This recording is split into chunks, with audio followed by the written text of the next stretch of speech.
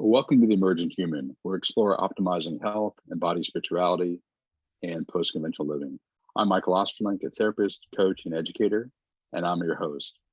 Shout out to my friend, Dr. Melissa Peterson, author of Coach Longevity. Learn from 20 plus of today's leading health experts how to unlock your potential to look, feel, and live your life optimized to 120 and beyond. For having me speak at her longevity conference. This is my second time speaking there. First time was on mindset and longevity. This time I talked about my transpartisan work and how we need to rethink how we organize politically, some of our institutions, and just how we show up in our lives on a daily basis to make this a better place for all of us to live. Today's show is brought to you by Cosper Scafidi, an amazing body worker in the Northern Virginia area who has integrated different somatic practices into his work, including Rolfing. He is my Rolfer.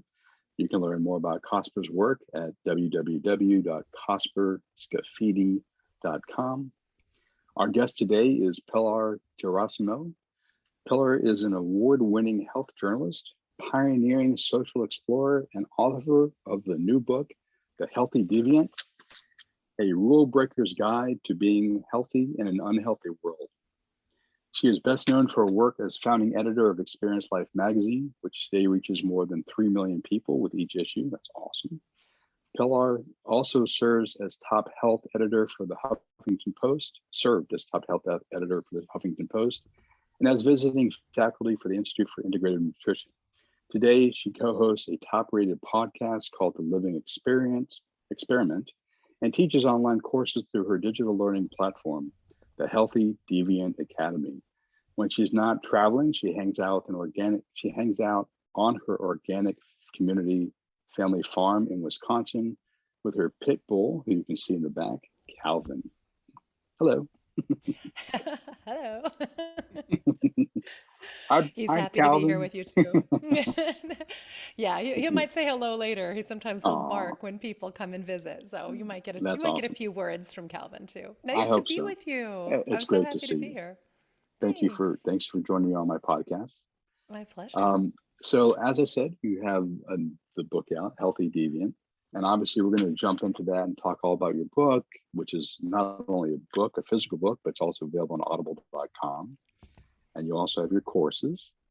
But before we jump into that, one of the things I told you offline is one of the many things I've loved about your book is that your story is an exemplar of the unfolding nature of a healthy deviant lifestyle. And you just listen to your story in your book, or if you read it or you listen to it, it signifies both the troubles we are facing as a culture and the many institutions which kind of go against us in terms of our health and well-being, but also the possibilities that reside in us as individuals, as families and communities to do better for ourselves. So if you wouldn't mind, could you just kind of start with your story, like how you Mm. got to become a healthy deviant? Yeah, sure. Well, in the book, I describe it as a healthy deviant hero's journey, referencing Joseph Campbell's, kind of mono myth of the hero's journey. And I say in telling my own story that I'm telling my story, but also yours, meaning all of ours, because what I've observed is that most of us go through these different phases. And like we come into the world reasonably healthy if we're lucky, and I did. I came into a healthy baby body and was a pretty healthy kid for a while. And what happened to me, I think, is what happens to a lot of people, that when they start understanding that there's something expected of them as little humans. We go to school and we're educated to behave in certain ways, and we get the message as we're watching television and seeing media and watching the grown-ups and older kids around us about what we should do, how we should behave, what's expected of us, what's good or bad, or what's us or other people. And what happened to me is that I grew up as a pretty healthy kid on a farm in the middle of Wisconsin, which I actually now live on again after having moved away for many, many years as an adult.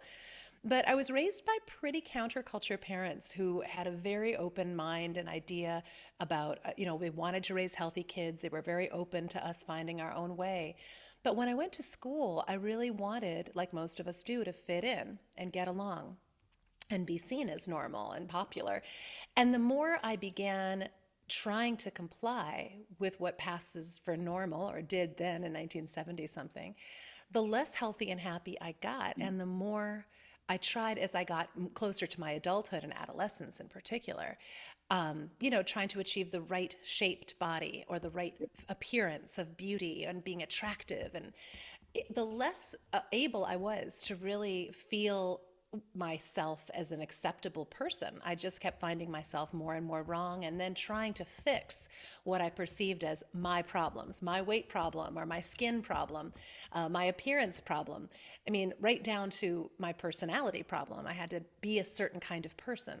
Mm. And that was all dictated by the societal expectations and norms. Now, I will say I had some advantages in that my father was a sociologist. So from an early age, my father, while I was busy trying to comply with normalcy, my father, as a sociologist, was pointing out to me, like, this is our society. This is what you're expected to do. So I had this kind of dual perspective of Mm. understanding what I now know is about, what I call deviance, or departing from sociocultural norms, but also desperately wanting to comply with them.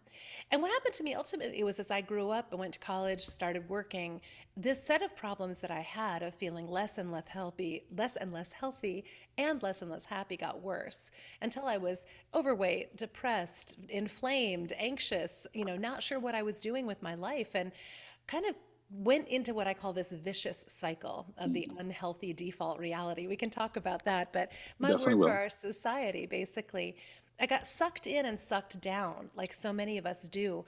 And these are the phases of the journey, the Healthy Deviant Hero's journey, that I think many of us get stuck in, of compliance, descent into this dark, kind of hitting rock bottom place. And from that point, you really only have two choices. You can diverge and begin going a different way, or you can die or just stay in this kind of death-like trance of misery. When for me, what happened was I ultimately had this my rock bottom moment was kind of dramatic. I was having a very bad day in a series of bad days, and I got so frustrated with myself and what I perceived as my own inability to keep up and do all the things and be all the things and look all the right ways. I stomped my foot on the wooden floor of my home really, really hard and broke the bone in my foot. And I talk about this in the book, but for me, it was like something about the combination of the sound and feeling of my bone breaking landed for me this very clear insight that I was breaking myself. I had Mm. been Mm. breaking myself. And Mhm. if I continued to go the way I was going to break myself in more dramatic ways. And, potentially, I think what a lot of people experience is that, semi-suicidal, hopeless feeling of I can't be and do everything I should. I might as well just give up. I'm very glad I didn't give up because it actually was for me the turning point that then helped me get into my own divergence and rebellion and healthy deviance, which are the other stages of the Healthy Deviant Mm. Hero's journey. And that, like I think Michael, leads to this place where you want to be part of the solution. You want to help solve the problems that you experienced and make it better so that people don't have to tread that same path. And that's what I've been doing for most of my adult career, is working on this, helping people master the art of being healthy, even in an unhealthy world, which is the world we're living in now. Unfortunately, it's very true, the unhealthy part of the world. So you started out counterculture, then you became a counterculture, and then Yes. you're like, this isn't working. I'm going to become a counterculture person. Yeah. Yeah, I think that's That's right. And awesome. it's funny when you say it that way, it sounds like a series of very rapid reactions. And the truth is, I think that's kind of the nature of the reality we're living in now, is that our society is changing so quickly, and everything, the accelerating pace of change, is putting all of us in a position where there really isn't a map for how to live well in our current society. We have to figure it out day by day, and each of us is living this strange truth that we are the first generation in the history of humanity to be living lives anything like the ones we're living. And I think about this, like my parents couldn't teach me how to live in the world that we're living in now. My mother is 79 and she's kind of trying to figure it out. But just like my niece and nephew who are in their 20s, they really can't come to me for advice on how to live their young person lives. And this was not always the case. Several generations ago, our grandparents were living lives not terribly different from their grandparents, and vice versa, going back several generations. This is particularly true when you get back to our hunter-gatherer ancestors, which represent the vast bulk of human history. So I think it's understandable we're having to figure it out and try it a lot of different ways. But yeah, culture, counterculture, counterculture, it's all up for grabs. Well, and one of the things that stands out among many in your book, and you just literally just said it, is this experiential. Yeah. Like there's no like, oh, you have not created like here's the model that everyone must do exactly this way. Like no, let's experiment, let's play, let's be curious, let's try out new things. And I love it that you look backwards, like ancestrally, the paleo-ish type of thing, as a like a framework or a kind of way of seeing how we've evolved over time and what might be appropriate for us. But then you've also integrated kind of other models and maps into your work, and you're playing with it. Like this, I could imagine this 10 years from now will be different than this 20 years from now will be different as you continue. I'm not that you're going to rewrite the book 10 years from now, 20 years from now. Because I know that Maybe I'll do another edition. Yeah, because I know you said it took about 5 years, I believe, to do this book. Right. So, which we can talk about. But even with your name of your podcast, it's about experimenting, being experiential, trying new things out. Now, does your kind of that approach to life, that curiosity, do you think it comes from your parents and the fact that they were countercultural, or is it unique to you? That's a really great question, Mike. I think a lot of it has to do with my parents encouraging that type of curiosity and openness from an early age. In other words, I wasn't punished for trying things different ways. And I was a pretty conservative kid, honestly, I think because I was raised with parents that were like, hey, try anything you want. I didn't have the need to rebel in that way. So I lived a pretty well-ordered, compliant life, like I said, for a long time. But I think what happened for me too is that when I became a health journalist, it kind of at the outcome of all of this, like the way I was trying to do it wasn't working. The more I studied what worked and I got to understand the science of what worked, I couldn't avoid recognizing that it was not what I was being told by conventional health and fitness media. In other words, every new diet and exercise program that I was told was the thing that was going to make the difference wasn't the thing. And the vast majority of things that I was trying out that were working were less popular approaches. They were less popularized, I should say. They were not advertised. They weren't necessarily attached to programs or products. And they weren't advertised in magazines or on television. So I started realizing that in order for me to have valid data about what worked and what didn't, I needed to experiment. I needed to come to things with an open mind and try them and say, well, I liked this part of this and not that other part. And also recognize increasingly that the science that I was reading about and studying was showing how much bio-individuality plays in to whether something works or doesn't work for you. So just because something works for me with my odd set of genetics and backgrounds and my single nucleotide polymorphisms, all these genetic variations and the kind of variations of my life, the variations of my life stage, my circumstances, my health conditions, there is no one program that is going to work for everybody. So I think encouraging experimentation as a way of pleasurably getting to know what works for your body, not just desperately trying every new thing that comes along, but really greeting your own experience as a health seeker with genuine interest and self-compassion, and noticing, here's an example, like the kind of swing that happens between, vegan or carnivore or paleo or pegan or whatever it is. At different times, those different approaches might work really well or work well for a while and then stop working. Intermittent fasting might work great for a while and then start causing trouble. And so I think it's just good to encourage people to have an understanding of what the variables might be that would indicate, why something would work or not, but also just paying attention in real time to our own selves and the responses we're having. They say it feeling good. That kind of what a lot of the philosophy in Healthy Deviant is about is It has to feel good. Yes, there's an edge, there's going to be a growing edge where there's some discomfort, but Mhm. most of your life can't be spent suffering the indignities of health seeking as it's presented by our dominant culture right now, or you'll just wear yourself right out and be unhappy and unhealthy anyway, no matter how perfect your You know, supposed diet or workout yeah, is. and that comes really clear in your book about pleasure. But you also point out like some things you might do to increase your health and wellness aren't necessarily pleasurable, Mm. but good experiences for you anyways to have as an embodied human being. Like Yeah. for some, I guess for Wim Hof, cold showers and cold lakes are really fun. For a lot of people, they're not, but still, for some people, might want to explore that Yeah. as a way of changing states and improving health, as an example. Yeah, that's actually a really good example. And it's funny you should mention that. I have a program that I do year round called Healthy Deviant U, the letter U, like university. And people move through different phases. The first phase is about amplified awareness and starting where you are. The second phase is about reclaiming your mojo and building back up your lost vitality.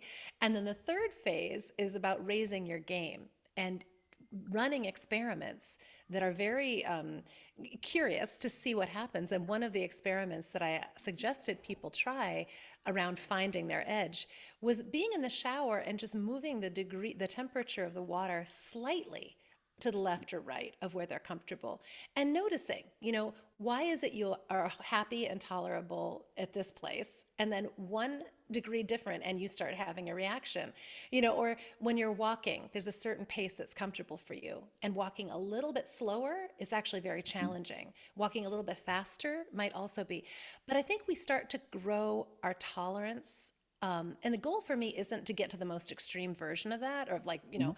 being in an ice cold bath if that makes me unhappy. It's just noticing what happens as you react to discomfort and deciding, you can decide it's here or there, but if you don't ever give yourself the gift of moving even a little bit outside your current comfort zone, I think you start to ignore yourself and ignore your life. And I do think you miss out on available pleasures because you're convinced that you know exactly what you like already. And you stop having that curious, interested, open. And I think the exhilaration too that comes, I'm just fighting my earphones today, the exhilaration that can come from novelty of doing something different or new, or doing it in a new way. And so, yeah, I counsel people to try various ways of experimenting, but temperature is a really good one because people do have very intense reactions to being too hot or too cold. I think it That's triggers pretty our good. survival Huh? reaction, kind of Yeah. a, yeah, very basic primal, ah, panic. Yeah, like some Um, people being hungry is the same way. Any amount of hunger is too much. Yeah. I love the fact that you encourage people to develop a really deep degree of self-awareness. So all this stuff is not like, oh, here's another mental model. It's all in my head. I'm going to do all these things as a checklist. Yeah. No, I mean, there are amazing questions, amazing things for people to do as like, oh, I do want to check these things off and do them. Mm. But it seems to me that a lot of what you're attempting to have people do is develop such deep awareness moment to moment that they can act from a really deeply authentic place, and not be so programmed by our culture, the mass culture, what you call the unhealthy default reality, which kind of denies us our inner self, our inner Yes. feelings, except for like shallow levels of immediate gratification, I guess. Yeah. That's Yeah. okay. Yeah. Well said. I think that's exactly right. Yeah. And I think mass culture, this is something my father taught me, as a sociologist, was that if you live in a mass culture, you're going to be encouraged to be asleep a lot of the time or Yeah. numb a lot of the time. It directs you into this place where you're kind of at the mercy of the culture. You respond very predictably to the triggers that are put in front of you. And I think sometimes, it's like with most social norms, I start the book with kind of the classic social norm of I say, "How are you?" And you say, I'm fine. yeah, exactly. And there's no harm in that necessarily. Or, if I wave, you wave back. That's a cultural norm. The problem is that it's a slippery slope. And pretty soon it's like, well, this is the food that's available, so that's the food I'm going to eat. Or these are the hours that my coworkers keep, so they're the hours I'll keep. This is how, our day to day patterns work until we suddenly don't really even know why we're doing things the way we're doing them. And I think that lack of awareness or that lack of attention on our own experience robs us of a lot of the sweetness of our life. And whatever your spiritual beliefs are, I think of spirituality as being about connected to a sense of meaning or purpose that's somehow larger than you or encompasses Mhm. more than your immediate, sensory domain. And I think about the sense of connection that we can feel to other people, to our environments. You and I are both dog lovers, and the pleasures that are available having a dog, for example. How much fun is having a dog if you don't pay any attention to the dog? If the dog isn't actively in your life, why have a dog? Well, you could ask the same question about yourself. If all you're doing is being physically taking up space in your own life, but you're not aware of what's happening or taking pleasure in your daily life or interested in what's available to you, like, why are you here? you know? You know, it, So, yeah, I, it seems to me like the mindset that you would find that people would benefit from is almost like a childlike mindset yeah, of deep curiosity, playfulness, awe for what's around us, what's inside of us. In your book, you talk about amplified awareness, and I kind of want to go through the three steps there. But yeah. you brought up, oh, your body's moving around. The unhealthy default reality, and I just want to point out some statistics that you have in your book. yeah. 50% of adults have a diagnosed chronic illness. Almost 70% are overweight or obese. 70% are taking at least one RX, one medication, and 80% are mentally and emotionally not flourishing. And I would imagine that could be even higher now with COVID, Yes. you know, the numbers. So the way we're living and the institutions and systems in which we're embedded in that support the way we're living obviously are not creating healthy, happy, thriving human beings. The unhealthy default reality. Talk to us a little about that, kind of those systems and your critique of them, and what you see as kind of replacement, more sustainable institutions and ways of being in the world that could support more thriving in our lives, more healthy living. Yeah. Well, so the statistics, first of all, that you mentioned, you're absolutely right that they have only gotten worse in the time since the book came out. The number went from 50% chronically ill to 60%, which is a pretty significant jump. And recently they've suggested that about 89% of US adults are not mentally or emotionally flourishing. They're languishing, is sort of the new word of the day, thanks to Adam Grant, who wrote a piece in the New York Times about that. So I think the question that's worth asking is like, what kind of society creates that result? In what type of society is it more normal to be unhealthy and unhappy and potentially dramatically so, like life-threateningly unhealthy in the case of our current culture? That's more normal than being a healthy, happy person. And I think the only kind of society that produces that set of results is, in fact, a sick society. I call it the unhealthy default reality because if you go along with what is presented as normal in our society, you will follow the path of least resistance will take you the way most people are headed right now, which is unhealthy, unhappy, and not sustainable ways of living. And the question, how do you fix that? I think it begins, as you referenced, with amplified awareness, which is for me just a term that means being more awake than most other people are most of the time, which isn't a Uh, very high bar, frankly, because we're all nope. so distracted and overwhelmed and depleted. And when you're languishing, how much attention can you have on much? You're just in a place of suffering or numbness, or you're self anesthetizing through media or drugs and alcohol or gambling and sex or whatever can, blunt the feeling. Even sometimes so called healthy behaviors like endless amounts of yoga, or, a lot of CBD and, chamomile tea. At some point, you're like, why are we having to self soothe this much with fidget spinners and gravity blankets? So I think the awareness piece is about noticing how you're actually feeling most of the time. And one thing I suggest people do is to notice most people, when they wake up, they either still feel fatigued and like they wish they had slept longer. That's a good thing to notice first thing in the morning. Do I not really feel ready to get up and greet the day? or they wake up in a kind of a hyper vigilant, alert panic about everything that needs to happen. And they start immediately, they jump into action and they start go, go, go, go, go. And then they notice, if you pay attention, the feeling of cortisol and adrenaline running through your system and what you're fearing and worrying about and what needs to get done, and you're rushing. That's another good thing to notice. Some people, probably the less large quantity of people, wake up feeling pretty good in the morning. And for a while, they're doing okay. But there's a point, usually an hour and a half to 2 hours after they get into the main production part of their day, where they start feeling less good. They start feeling fatigued or stressed or distracted or brain fogged, or they start having unhealthy cravings for things like carbohydrates or more caffeine or a cigarette. And what I encourage people to do with amplified awareness is notice. Just notice that. Notice what happens when you first wake up. How do you feel? Notice what happens an hour and a half to 2 hours later. And notice, when do you lose the ability to be aware? Because for almost all of us, there is a time, and I could tell you for myself, it's about 10:30 or 11, where I first start to lose consciousness because I'm sucked into the affairs of the day. I'm sucked into what other people want from me. I'm sucked into my computer or my phone or the agenda. And I have to make a break in my day very consciously to return myself to consciousness.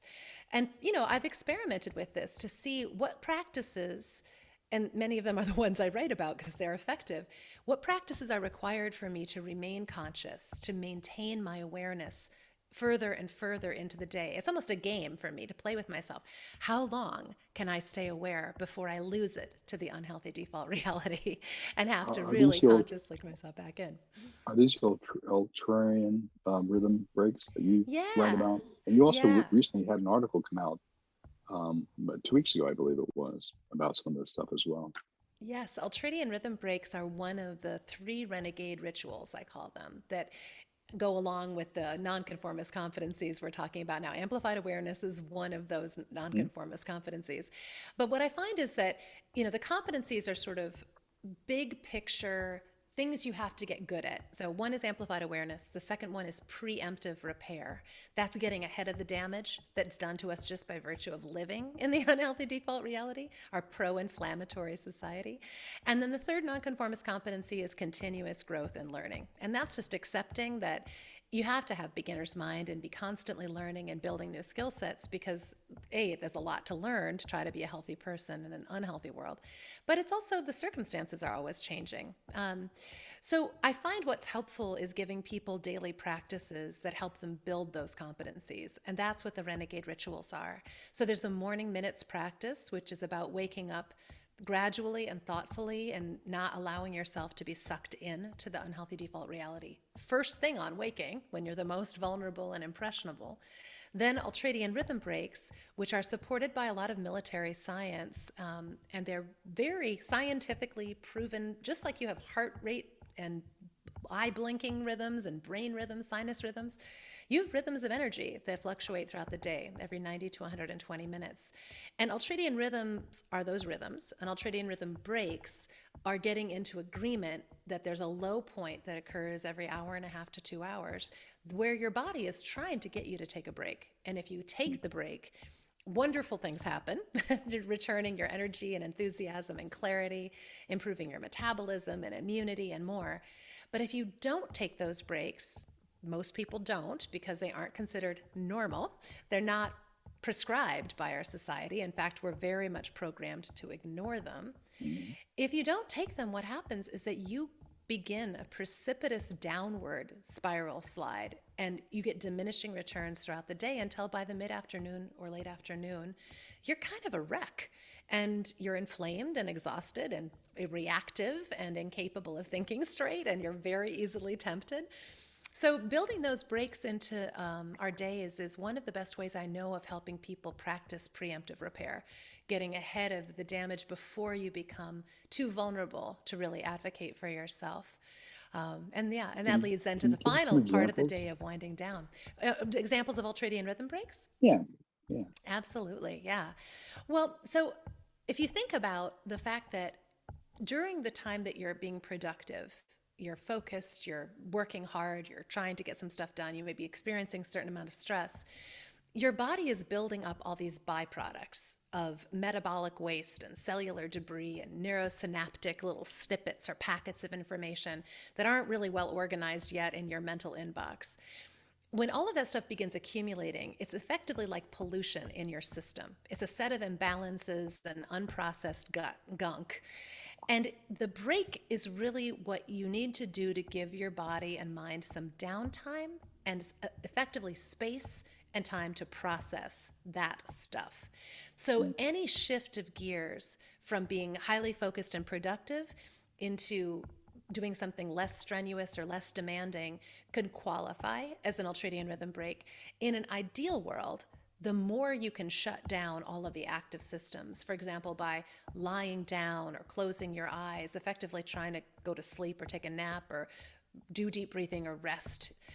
Military science suggests the more you can go into a prone, completely non productive state, the more effective your body mind will be in replenishing those imbalanced chemicals and repairing damaged tissue and returning your body to a fully functional state. So that's basically what they would suggest. The more you can go down, the faster and better you'll come up. But any break is better than none. And so, moderate to mild activity is fine. Like taking a walk outside is famously popular. Maybe getting some actual nourishment and hydration into your system. If you know you're running low on blood sugar and dehydrated, great to get some water and some food. But what doesn't work so well, unfortunately, is what most people do, which is go for caffeine and sugar or some other chemical stimulant like an That was energy water. drink. Perfectly fine. Or they get sucked into their devices and they think, I can't focus anymore. I'm just going to go into this. But that is really the worst thing you can do because your brain is still trying to process all that stuff and you're still getting all this like confusing information that is overwhelming your body mind at a time it most wants to go into fallow receptive mode.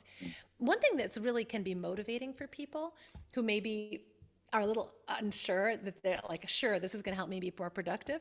Think about where you get all your best ideas.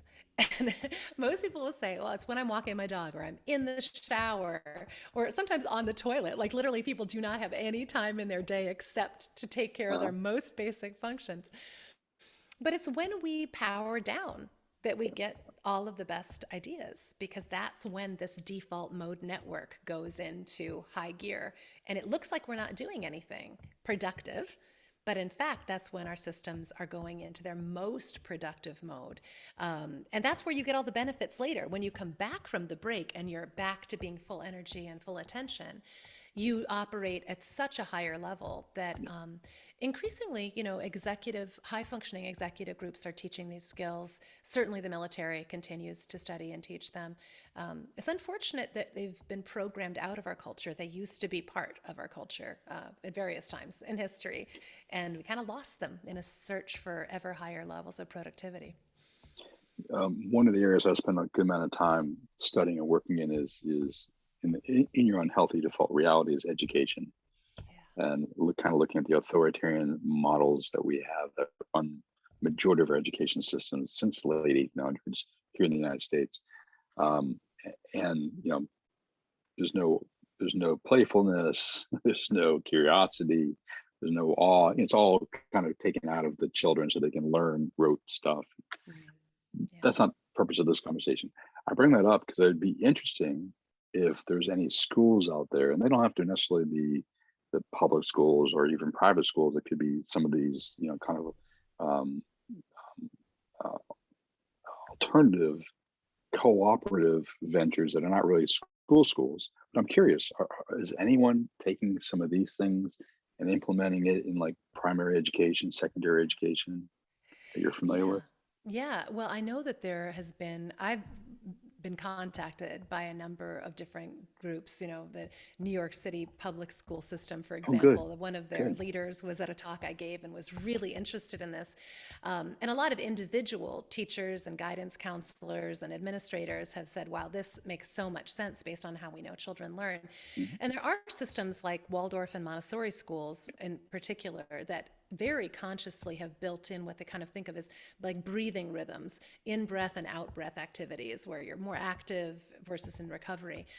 And I do think some of the most well-regarded schools have built in these structures, whether they call them ultradian rhythm breaks or not, have found that kids tend to do better when they have time to integrate the lessons from the highly focused period by doing something that's kind of a power off. So when I was in school, I think that this is how we were learning. We had history class, and then we had music, and we had, math, and then we had recess, and then we had, reading and writing, and we had lunch, and it really did follow this kind of undulating rhythm. Mm. Now, again, as you've noted, I think so many schools it's been legislated for them that in order to help kids get better results, we need to be cramming more information into their heads all the time and asking them to stay in their seats and to, focus on the blackboard, or, again, now they have these devices. And I think what we're seeing I don't think it's a coincidence that we're seeing behavior and mood disorders and high rates of depression and anxiety and a lot of medication being administered to kids so that they can succeed in sitting for long periods of time while focusing on one thing, which isn't really how any human system was designed. So my hope is that as I'm talking more to the folks who have influence into those systems, some of this research and these sets of observations will find happy homes.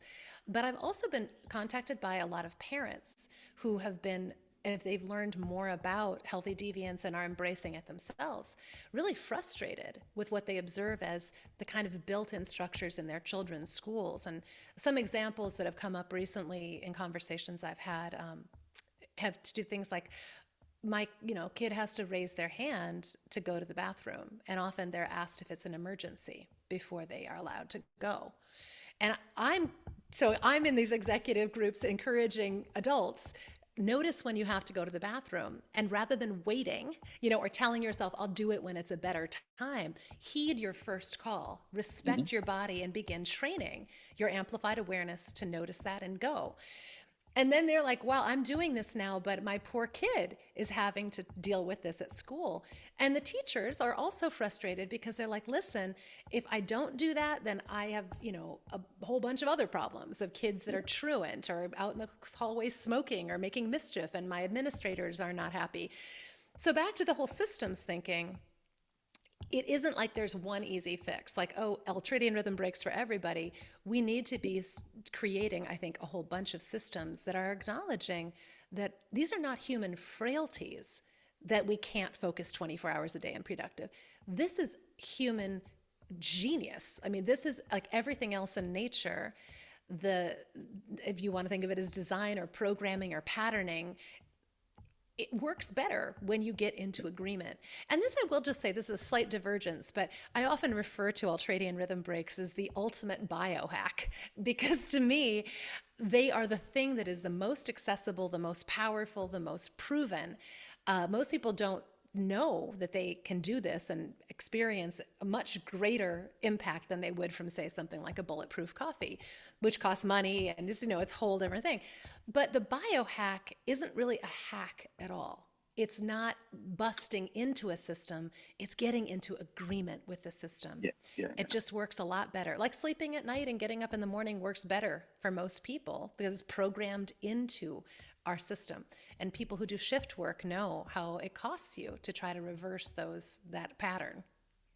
We call them spot drills. It's a way to break up the day and get the body energetics moving differently than what you're doing previous to that. Yeah. It's awesome. With the amplified awareness, in the spirit of Timothy Leary, you have tune out and tap in. Can you speak to that one? Yeah. Well, it's interesting you should mention that because, of course, Timothy Leary brings up the idea of like psychedelics and acid, which is not what my book is about, not the type of healthy deviance necessarily I'm talking about. But I do think that altered states are one way that we train ourselves to pay attention. In other words, one of the things that humans like to do is alter their states. And kids do it by spinning around, and getting dizzy, or hanging upside down from jungle gyms, or holding their breath and seeing what happens, or rubbing a balloon on their head and seeing their hair stick up. It's novel and interesting. And when you're paying attention to yourself, life is kind of cool and fun.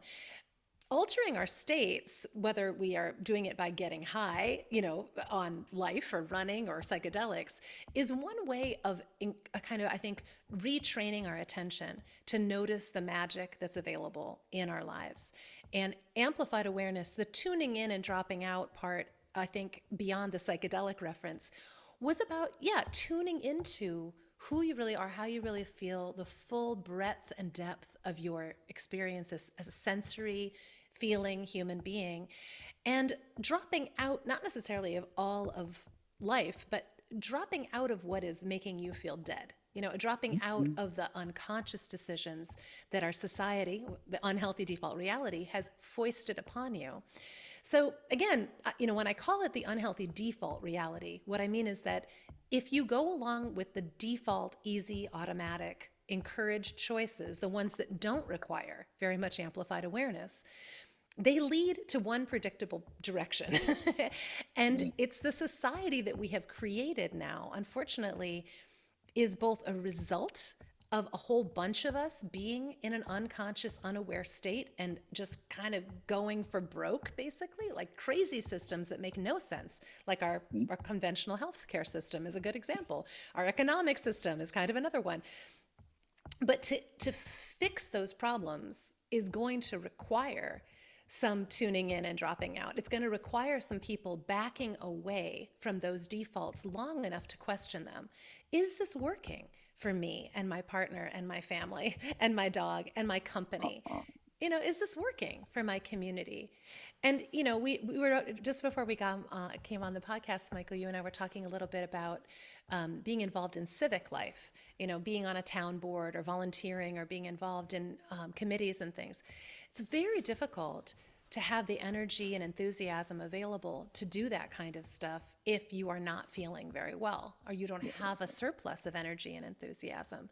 So tuning in and dropping out, it may be an important step or a periodic thing to do, like amplified awareness. I'm tired, I'm bored, I feel weird, I'm frayed. A lot of us are feeling frayed.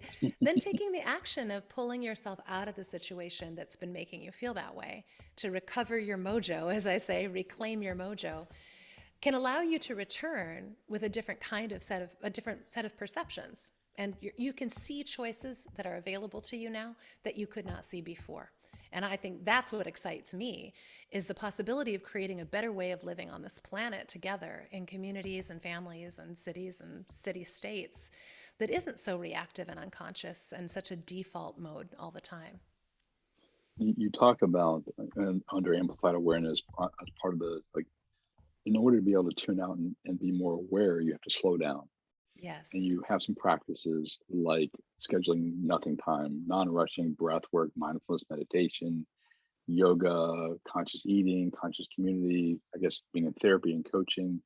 So you offer people who read your book, like, it's not just theoretical. Here are some things you can start doing that allows you to slow down enough so then you can start seeing the unhealthy default reality that's its effects on you and making better decisions for yourself and your family, Yes. which is really good. Back to your book. Um, Thank you. so your book is available on physical, on Kindle, on audio, Mhm. audible.com. But you also offer courses. Can you speak a little bit about your Yeah. courses and why my listening audience should sign up for your courses? Oh, yeah. Well, thank you. Well, one thing that it was interesting, I'm kind of notoriously bad at self marketing. And most of the things that I create happen because people come to me and ask for them. And then I have to figure out how to make it work. Uh, During the last year with COVID, so many people wanted to get healthier and happier. And when my book came out in January, of course, it was right before the pandemic shutdown. But a lot of people were like, listen, I want to take charge of my health, and particularly during this time, I want to come out of this healthier and happier than I went into it. So I started with like a 5-day challenge, which I'm now doing, at least once a year. And then in the book, there's a 14-day Healthy Deviant adventure program. And a lot of folks were asking like, how could I do that with a group of people? Or how could I do that? Could you do it with us, take us through the program? I'm like, this is great. So during the first 14 days of lockdown, I just ran this then free, completely like, just come on, we'll do it together. for 14 days every day. It was really intense and wonderful. And it made such a difference for people that a lot of them wanted to keep going. So then I created some other programs, including Healthy Deviant U. And I have another program. So Healthy Deviant U is this 4-phase program that goes year round that helps you walk through starting where you are, reclaiming your mojo, raising your game, and then being the change. And the fourth phase is kind of what we've been talking about, of how to build this into your whole way of being in the world, and bringing along other people, being in community with people, so that you have a more of a built-in support network for this. So that's really fun. That launches in the fall again. But between now and then, I'm doing another course. It's a 6-week course called Refine Your Life or Change It Completely. And it's a really interesting process that takes people through what I think of as kind of the 101 of personal development and change. It came out of my own experience before I wrote The Healthy Deviant and before I started Experience Life magazine. In my early 30s, I just was kind of hitting my own rock bottom, I guess. And I was like, I need to change my life. But every time I would go to change my life, I would fail at it and I would end up right back where I was. And it was just frustrating. So I decided I was going to get good at change. And I studied all this stuff and went to coaching and therapy, and, 1,000 programs later, I was like, I'm starting to see some patterns here. You kind of got to know what matters to you. You have to have values, vision, goals, action planning, and some sense of how to track your progress and success. So Refine Your Life is the thing that I'm just launching, getting ready to launch now.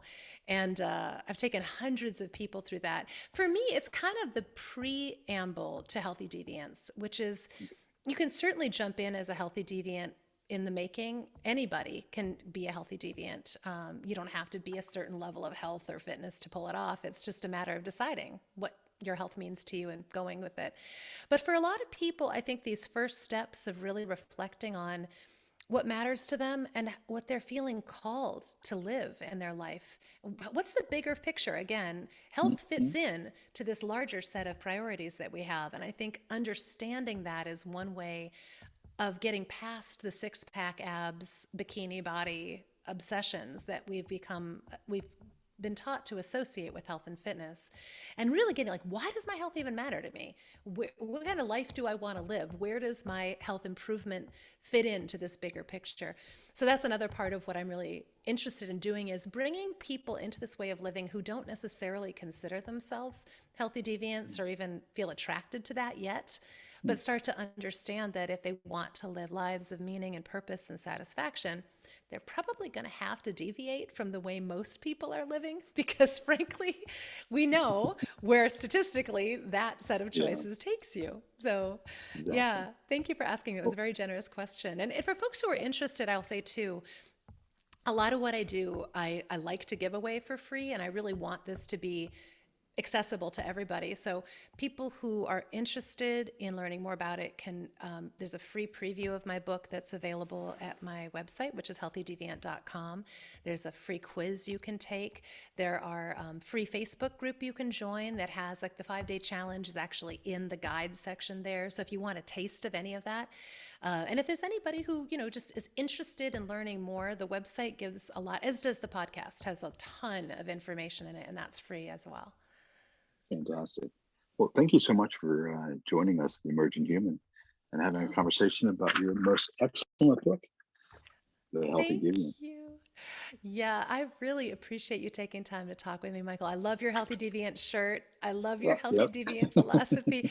And I will say, it's so fun to connect with other people who get this right away. I always know when I've met a fellow Healthy Deviant, because they're like, I've been saying this for decades. You're just describing my experience. I'm like, yep, that's what I wanted to do. It's not invent That's something, awesome. but tell people, I think, connect people through a shared experience. So thank you for connecting with me. You're welcome. I've enjoyed this. Thank you. Yes.